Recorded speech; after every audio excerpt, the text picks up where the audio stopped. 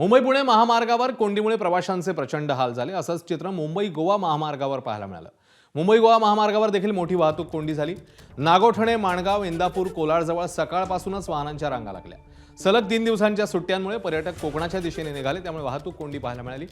माणगाव, इंदापूरमध्ये वाहनांच्या 2 किलोमीटरपर्यंत रांगा पाहायला मिळतात. तर याशिवाय संगमेश्वर जवळ देखील सकाळी 6 वाजल्यापासूनच वाहतूक कोंडीचं चित्र आहे. पुलाची रखडलेली कामं आणि जोड रस्त्याची न झालेली कामं यामुळे ही वाहतूक कोंडी झाली आहे.